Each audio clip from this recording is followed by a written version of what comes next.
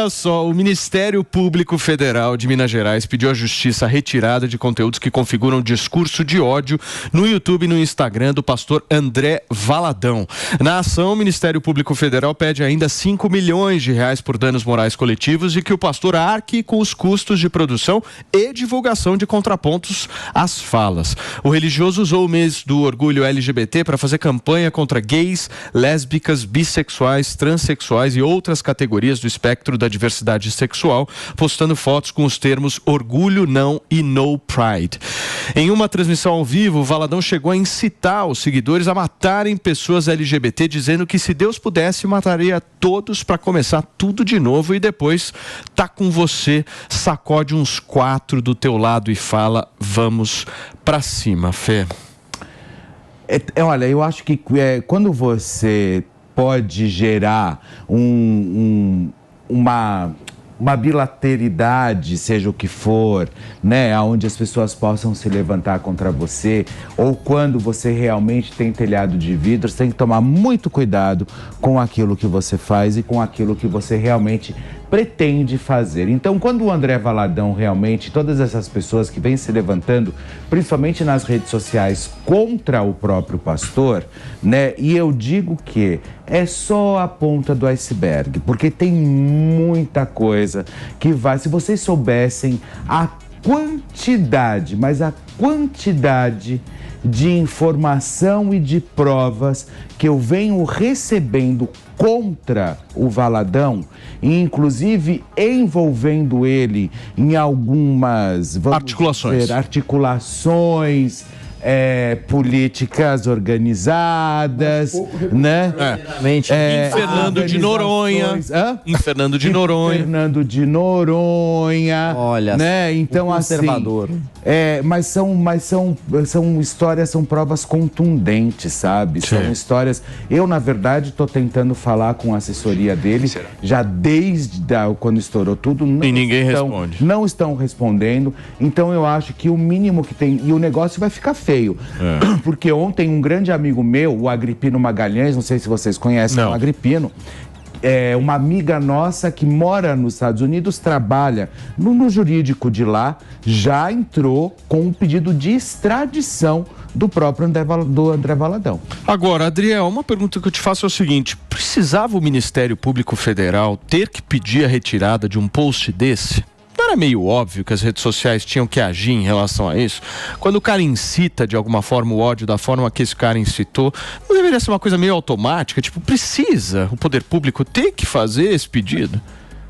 Na verdade, não é de hoje, né, que o André Valadão vem fazendo esse tipo de publicação, de vídeos com esse tipo de pronunciamento, e o próprio Instagram, com as políticas, as diretrizes, poderia derrubar esse tipo de postagem. A Erika Hilton, inclusive, fez uma petição, um pronunciamento contra o André Valadão, e exatamente sobre isso que o Felipe Campos acabou de falar, ele está correndo esse risco. Inclusive, ontem, falando no linguajar bem claro, porque aqui a gente não tem que esconder e tem que rasgar o verbo, um jornalista apareceu dizendo que já ficou com o André Valadão, e essa semana uma travesti também apareceu dizendo que ficou com ele. Então é exatamente o que o Felipe fala sobre o teto de vidro, né? Sobre, será que realmente aconteceu alguma coisa? Bom, isso é a vida íntima dele, isso compete a ele. Mas para uma pessoa com discurso de ódio tão intenso e tão profundo, que eu repudio, se ele já teve um envolvimento com o público LGBT, ou se ele se relacionou com alguém da comunidade e está fazendo isso, ele pode acabar cavando ali a própria cova.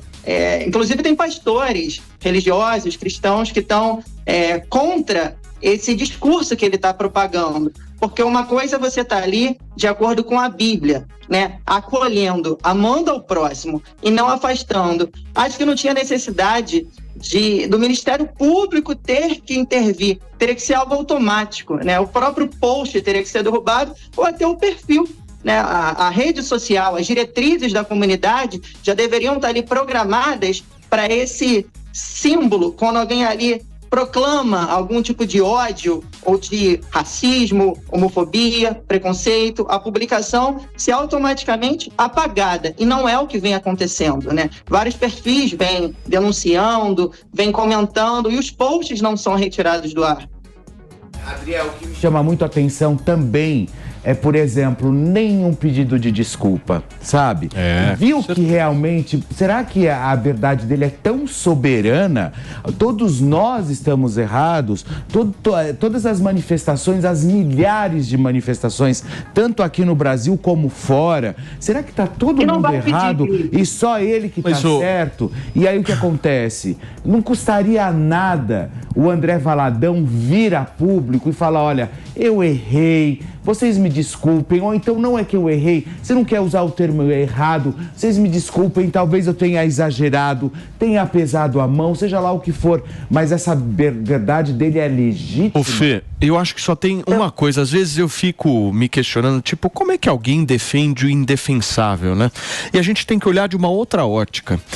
Esse cara tem um business que é focado nisso. O cara ganha dinheiro discursando o ódio. O cara ganha dinheiro com isso. Então é visível que o cara não vai pedir desculpa, o cara não vai. Porque o business do cara é propagar isso. O cara tá lucrando. Na hora que ele posta esse vídeo no YouTube, tá vindo monetização. Na hora que ele consegue fazer com que lá a galera que acredita nele continue acreditando, tá vindo alguma compensação financeira na história. É business o negócio. É muito curioso. Business. Deixa eu só